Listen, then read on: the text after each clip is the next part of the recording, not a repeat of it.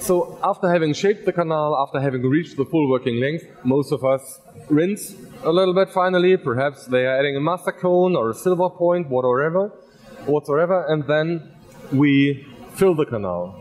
But the problem is not solved yet. Frank Paquet from Zurich, he published a very nice study in 2009, and here on the left you can see pictures of the mesial canals from a lower molar. So we see one canal to the left, one to the right, and the area in between. And when we look at the total surface of the canal, we can see that the area in between the main canals is bigger than the canal itself. Here it's even more easy to understand what I mean.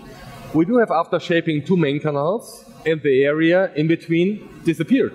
So where's the area in between gone? It's filled with debris.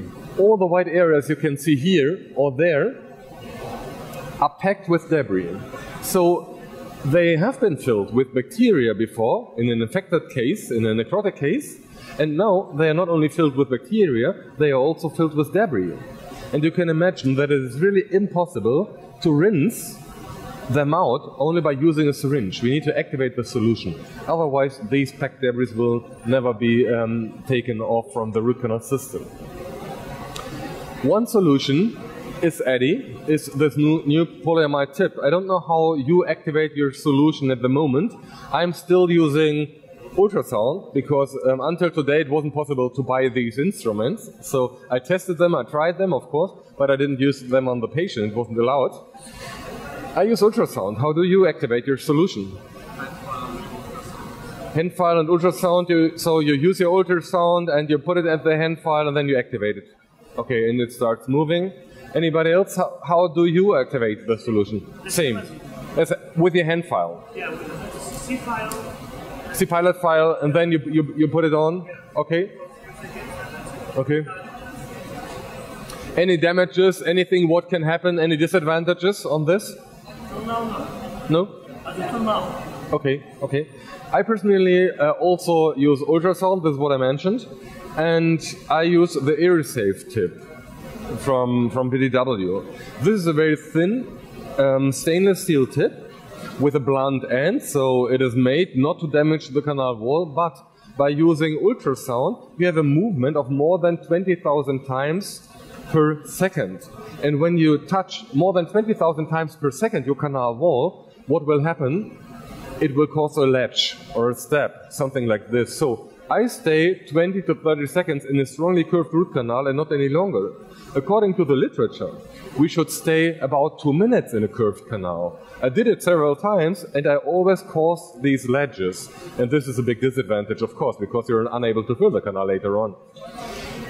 This is much better, and this has really solved this problem with the polyamide tip, because polyamide is significantly softer than dentin, and this will not damage the canal wall any longer.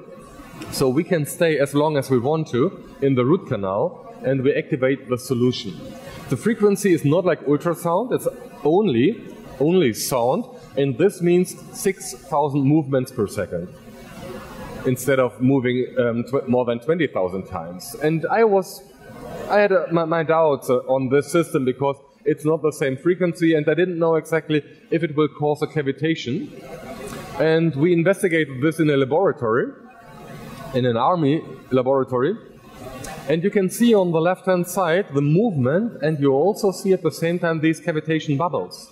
So they are coming up, they are imploding, they are exploding. We have really a cavitation, and it cleans the canals very nice.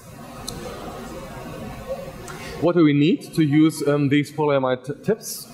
We need compressed air connection at the dental chair, and we need an air scaler, like the WH. It's a German one. Cavo is quite popular here in Germany as well, and internationally in Asia, much more the NSK. Yeah. And if you have one of these three air scalers and air at your chair, you can use the EDDY. You simply screw it in the air scaler, and that's it.